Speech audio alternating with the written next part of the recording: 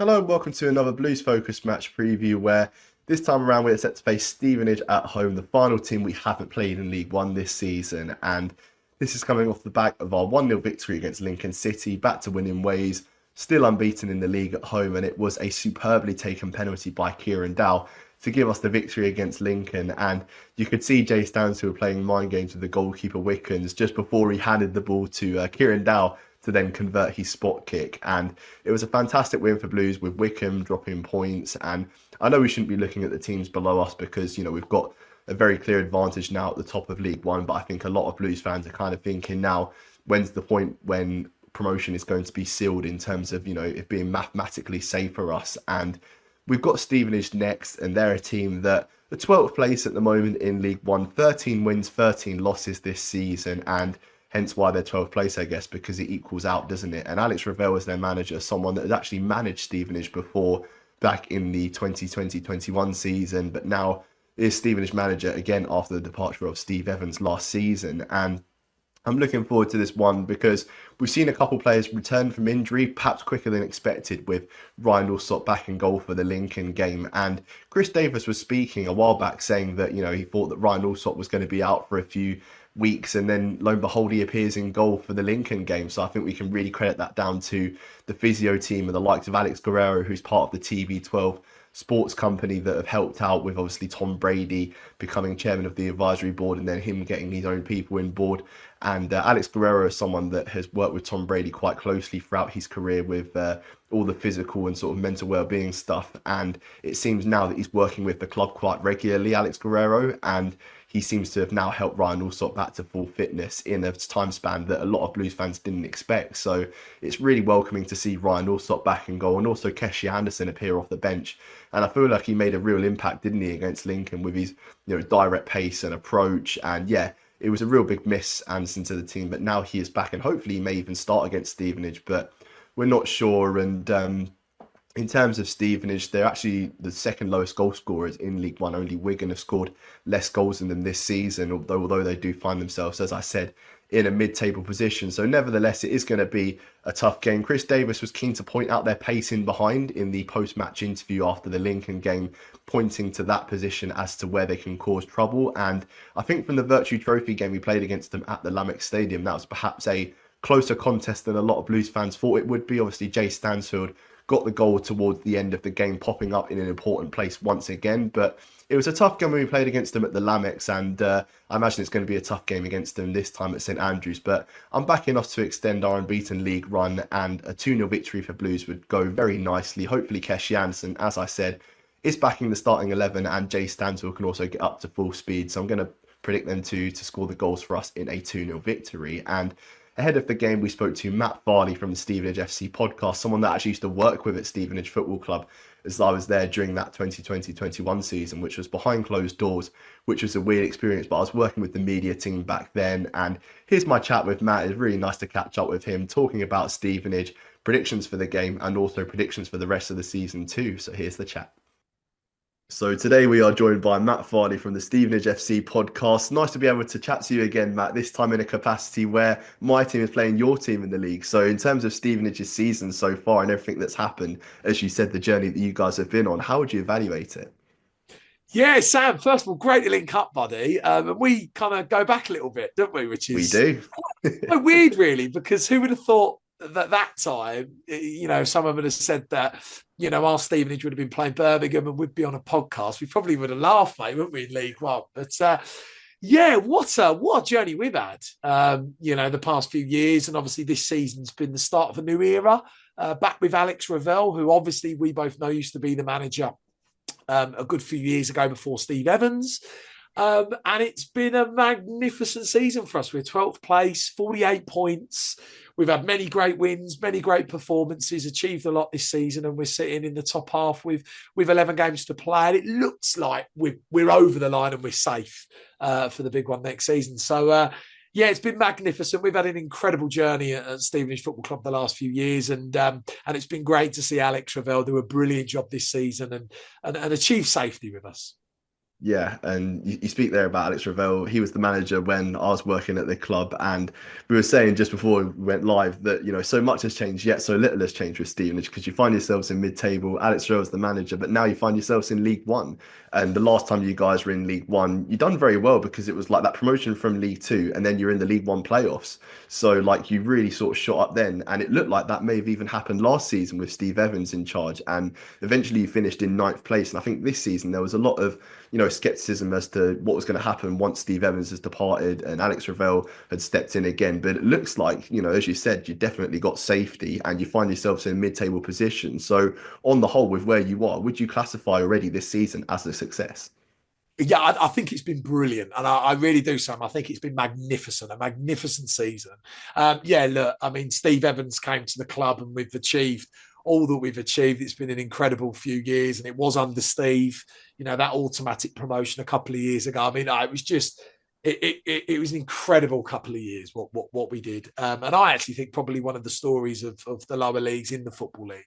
Look, Steve moved on, which I thought we kind of thought that Steve was going to move on. I didn't think we thought he was going to be here for a long time. And we knew that Alex Ravel was probably the predecessor in that. And it was new era, new management team. And Alex spoke about keeping the bulk of the squad and kind of used an analogy of building a cake and sprinkling a bit of icing and sugar on an already very good cake to make this squad better in a better league. And he's done that.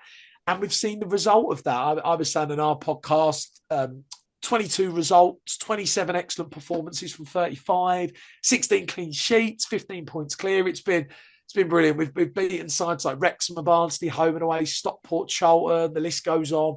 We've had a brilliant season. And what I've been really proud about is the way that we've played, the style that we've had this season. It's been really great to watch. Obviously, there's been games where we found it difficult, and there's been periods in the season where we've missed big players, some of the biggest influential players. We've got them back, and then we've looked like a different side. So there's been many things going on as well. And Alex has changed the playing style a bit this season to accommodate for the level. We've had that too. But it's been a brilliant season. And look, you're right. Last season we finished ninth, which was an incredible season for us, and we're involved up there the whole season.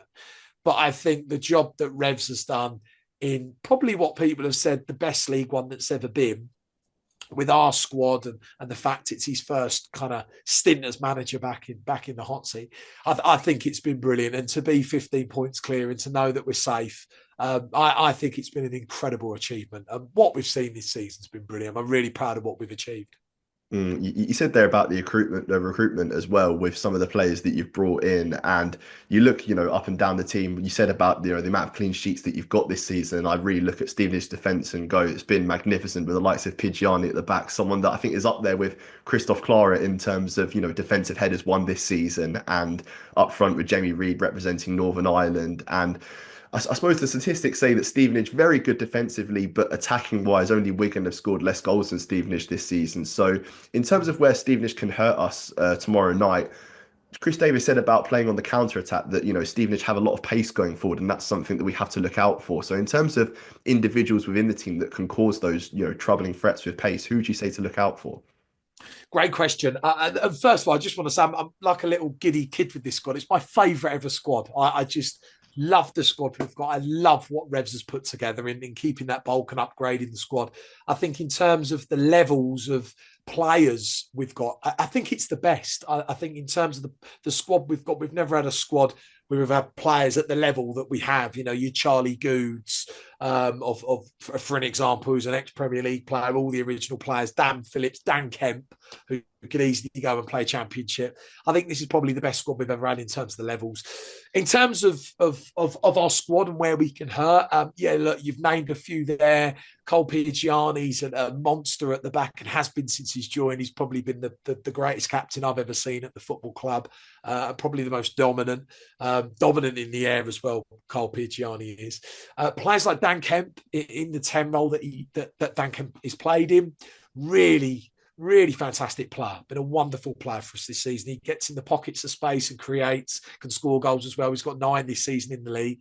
And on the counter-attack, I think if anyone wants to go and watch a brilliant Dan Kemp performance, go and watch the 3-2 win that we had at Wrexham a couple of months ago. Fantastic. But we have got pace going forward. Obviously, big goal Reedy, Jamie Reid, bit of a club legend now over the last few years.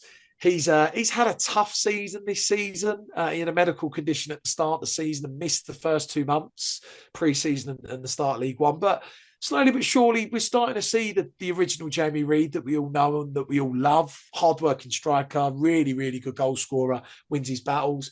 And then you've got other players in that final third. Jordan Roberts has a bundle of amount of ability and can take you from A to Z in quick succession. You've got Brandon Hanlon, who's a new signing for us, scored a couple of goals recently.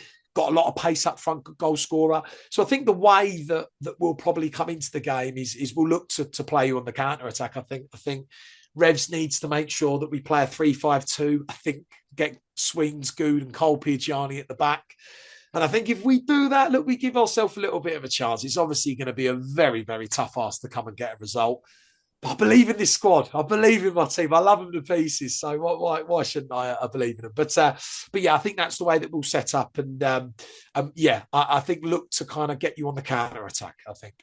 Because in terms of the reverse fixture, we beat you guys 1-0 in the Virtue Trophy, and I think a lot of Blues fans are coming out of that game thinking that it was going to be quite an easy game, but it didn't prove to be that way because it was Jay Stansford that scored the goal quite late. And I think what we've seen with Stansford this season is just scoring those goals at the vital times, and you just see that maybe a little lapse in concentration in the Stevenage defence, and then Stansford can get in behind. So in terms of what you saw from Birmingham that day and what I suppose the Stevenage players are going to learn going into the next game, how would you say that, Stevenage can beat Birmingham? Because you said about the counter-attacking football, but was there any players in particular for Birmingham that you saw that you liked, or areas that you think you could hurt us?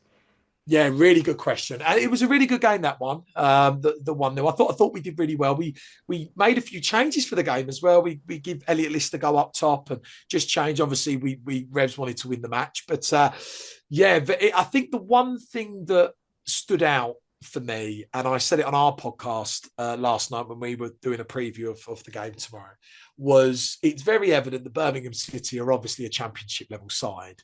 And it was almost like we were playing a championship side in an FA Cup game. That's what it felt like that night.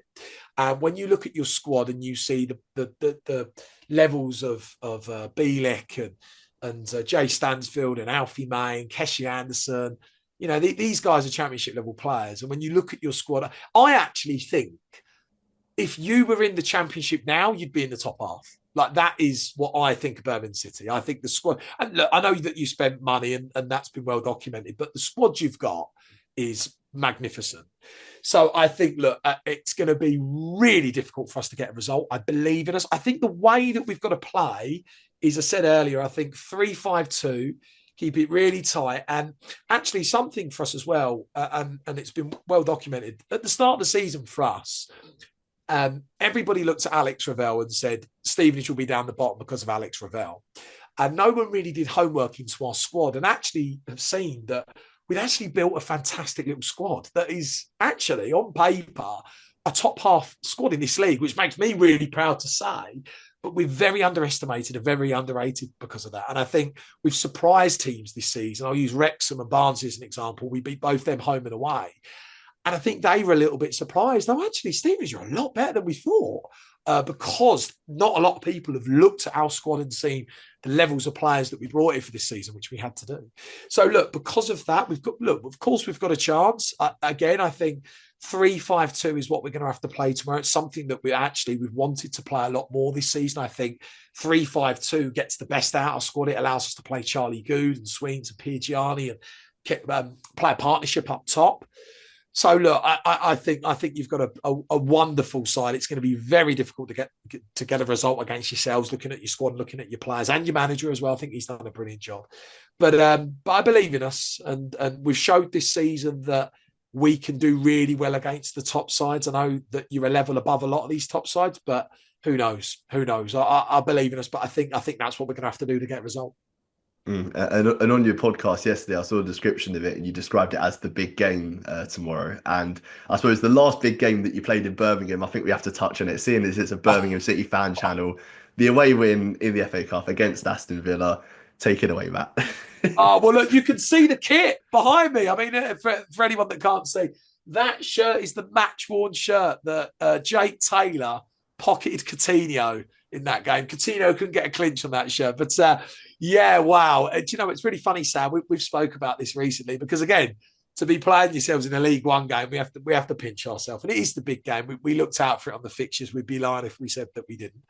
But yeah, we are known for winning away in Birmingham. And obviously, a couple of years ago in our promotion season, we were fortunate enough to draw Aston Villa away and beat them 2-1, which was a magnificent night. I think it was one of the greatest nights in the club's history. And obviously, we went on to achieve promotion that season, which was just unbelievable. And it was a great night. And there was something special about that night because that team that we had that season for the promotion season with Steve Evans, there was something special about that team where in the last 20 minutes of games, they had this ability to kick on and win so many games, and we scored so many late goals.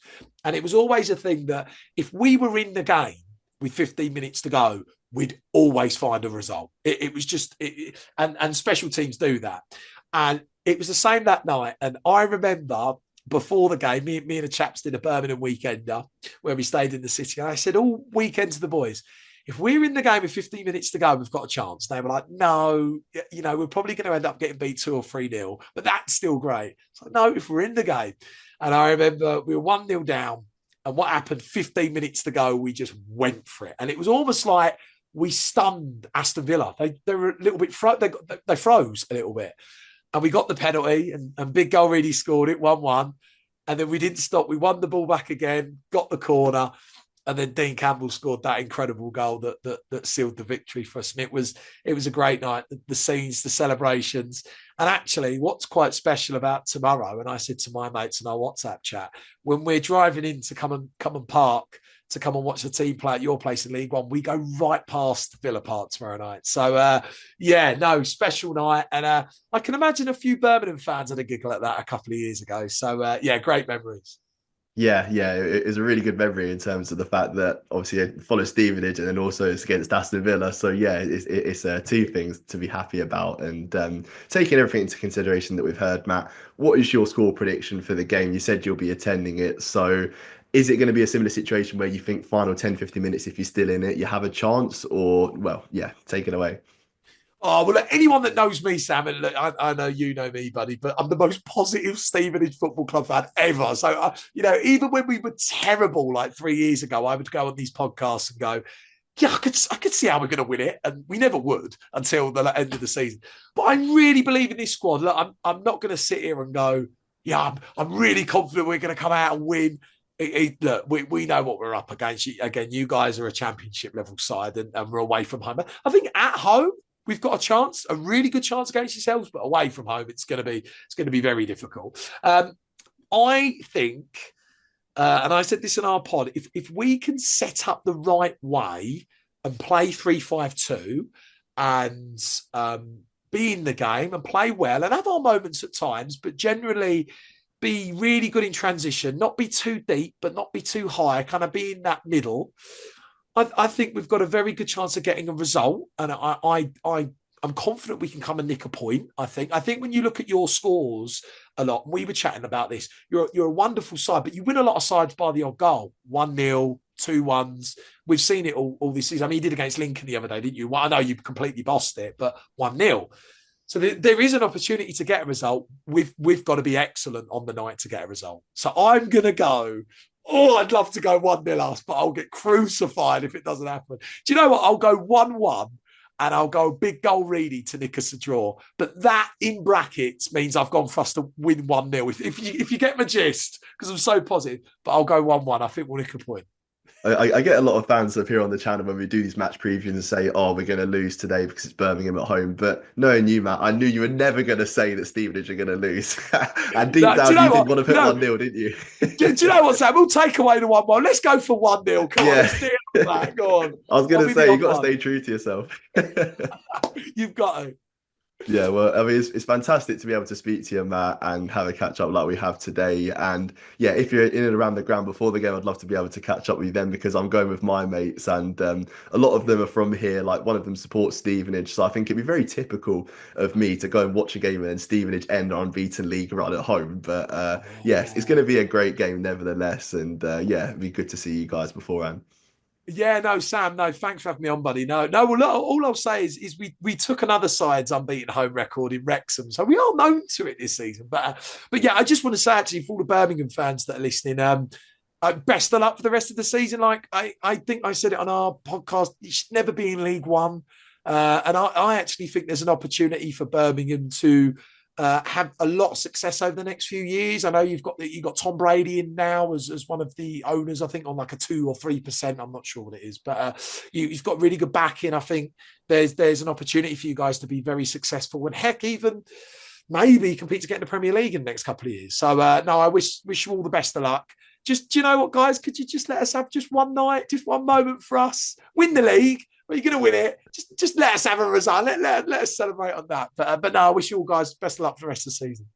Likewise, and thanks so much for your time, Matt. Obviously, we'll have Tommy doing the vlog in the midweek game and also the rest of the videos going forward in the build up to what's going to already be a memorable season. And yeah, lots to look forward to. Like, share, comment, subscribe, and most importantly, keep right on.